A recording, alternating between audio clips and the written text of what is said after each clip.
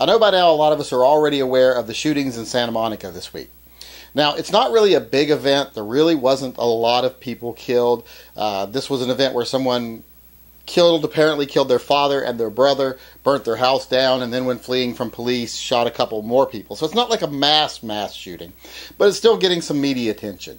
And a lot of people are panicking, saying, this is going to be what the anti-gun movement uses to push through legislation again. This is going to be the thing that they use to start rolling the ball again. And no, I hate to break it to you, if what happened before, which I'm not going to really mention, if that tragic thing that happened before in December wasn't enough to push legislation through, do you think a couple of unrelated people getting shot is going to be enough?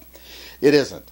But more importantly, what I want to talk about tonight is how we should be using this event. It shouldn't be the anti-gunners that are using this event, because I don't think it would work for them.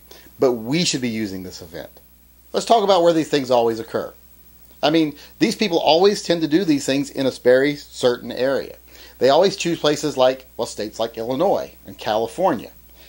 Schools, movie theaters, malls, college campuses, places where people are disarmed, places where people are told, you can't carry your gun here because we don't feel you have the right to self-defense here because we think you're just too dangerous.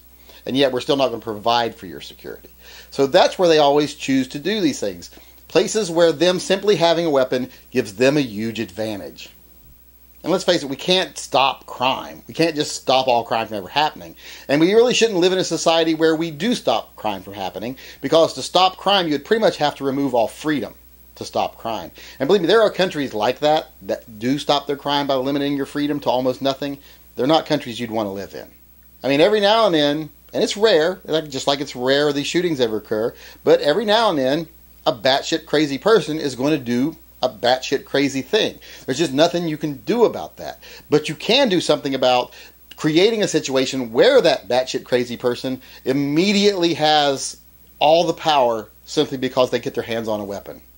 And just taking away guns isn't going to prevent people from getting weapons. Let's not forget that just a short while ago, 2 immigrants managed to do a lot of damage with just a couple of crock pots, pretty much. So when I say our side needs to start using this, what I mean is we need to point out that this is what happens when you disarm honest people.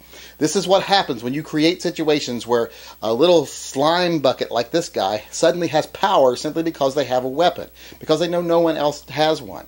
You have to stop making the average citizen unable to defend themselves because you think they're too dangerous. It's just not fair to everyone, and it's what causes these situations to happen. Or it may not cause them, but it definitely perpetuates them. It definitely makes it easy for these people to get away with these things. And it's also an illustration the police can't be there to stop it. All they do is deal with the aftermath. So the lesson that needs to be taken from these events is not that, oh, it's horrible when a batshit crazy person goes crazy and does something crazy, because that is horrible. We already know that. We understand that. That's something we can't stop.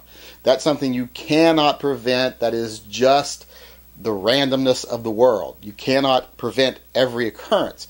But what you can do is stop disarming everyone and making it to where every honest citizen in their path is now at the mercy of these psychopaths.